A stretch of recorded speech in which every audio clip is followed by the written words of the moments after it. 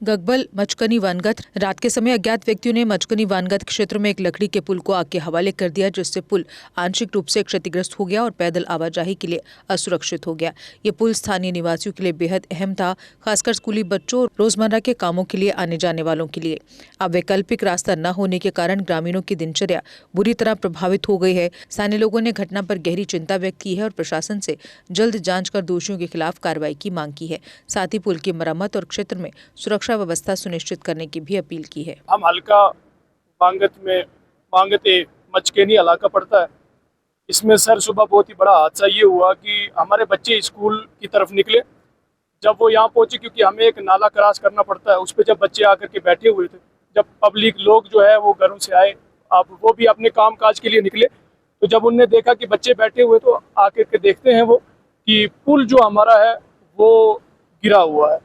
जब ये हादसे की खबर पूरे इलाके में फैली, तो अब जो है इसमें बुजुर्ग भी है, पेशेंट भी है, औरतें भी हैं, मजदूर लोग हैं, ये इस दरिया को पार नहीं कर पाए, क्योंकि दरिया का भाव आज जो पानी का है बहुत ज़्यादा है। और इस तरह जो है फिर हमने लोगों से भी अर्ज़ की, और आपकी माध्यम से, आप मीडिया की तरफ से हम आपकी बारगाह में अर्ज़ ये करते हैं कि आला हुकाम तक हमारी ये बात पहुँचे कि हमारे साथ सर इंसाफ हो। छोटा सा एक इलाका है हमारा, जिसमें छोटे छोटे बच्चे, बुजुर्ग रहते हैं, औरतें रहती हैं। और इससे पहले भी एक हादसा जो हमारे साथ हुआ, एक पुल पहला था, वो भी जो है इसी तरह वो भी दरिया में बह गया, वो भी जल के राख हो गया। और आज जो हम देखते हैं तो ये पुल भी हमारा इसी तरह बहा। तो इसलिए आपकी बारगाह में इल्तिजा है, गुजारिश है, रिक्वेस्ट है कि सर ये हमारी बात आला हुकाम तक पहुँचे और हमारे साथ इंसाफ हो। हमारे छोटे छोटे बच्चों की तालीम पे जो है वो असर पड़ रहा है। हमारे बच्चे इसी वजह से जो वो पढ़ाई में नाकाम हो रहे, क्योंकि एक एक दिन उनका टूट रहा है। पिछले पुल से भी बहुत सारा नुकसान हुआ, अब ये एक पुल बचा था, ये दूर का मामला तो था, लेकिन इसमें भी हमारे बच्चों की जो तालीम है उस पर असर पड़ रहा है। और हमारे मर्द औरत जो है वो बेचारी जो है, कुछ लोग पेशेंट हैं, वो इस पुल को क्रॉस नहीं कर सकते, क्योंकि हमारा दरिया का बहाव जो है वो बहुत ज़्यादा है। एक ये इलाका पड़ता है छोटा सा सर, ये गरीब इलाका है। हमारी बदकिस्मती है कि वो नहीं आ पाए, या शायद उन तक हमारी बात नहीं पहुंच सकती है। तो आपकी माध्यम से हम ये अर्ज़ करते हैं कि वो भी हमारी ये रिक्वेस्ट को सुने। हम हाथ जोड़ के गुजारिश करते हैं उनसे कि हमारी बात को सुनिए।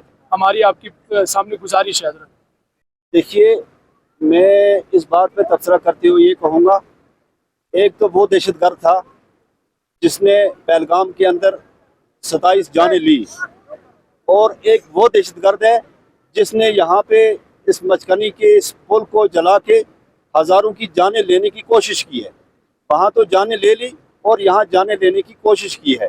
दूसरा ये कि इससे पहले जहाँ तक मुझे याद है कि 2 बच्चियाँ इन पुल की ना होने की वजह से वो दरिया में बह गई और उनकी जानें चली गई। तब से लेकर अभी तक शायद 15-16 साल हो गए, अभी तक इंतज़ामिया ने इसकी तरफ तवज्जो नहीं दी कि इस इलाके के रहने वाले ये लोग जो हैं, ये जानवर हैं या इंसान हैं, इनकी तरफ किसी ने तवज्जो नहीं दी। अनफॉर्चुनेट अभी तक जो इंतज़ामिया का रवैया रहा, इनके साथ नाइंसाफ़ी हुई है। तो मैंने आरडीबी डिपार्टमेंट के थ्रू एक DPR बनवाया इसी रोड का, और उसका 18 करोड़ रुपए का DPR बना है। वो हमने सबमिट कर दिया और मेरी कोशिश रहेगी कि सेक्रेटरी से उसका भी अप्रूवल आए। लेकिन इस वक्त जो प्रेजेंट गवर्नमेंट है, ये उसकी जिम्मेदारी बनती है कि उसके लिए फंड्स वागुजार करें। जहाँ तक मेरा काम था, मेरे साथी यहाँ से जो मेरे साथ आए, उन्होंने उसका काम पूरा कर दिया और डिपार्टमेंट ने डिस्ट्रिक्ट लेवल पे उसको पास कर दिया है। अब आगे की जिम्मेदारी जो है वो सरकार की है, और मौजूदा सरकार की जिम्मेदारी बनती है कि वो इसको कैसे फॉलो करते हैं।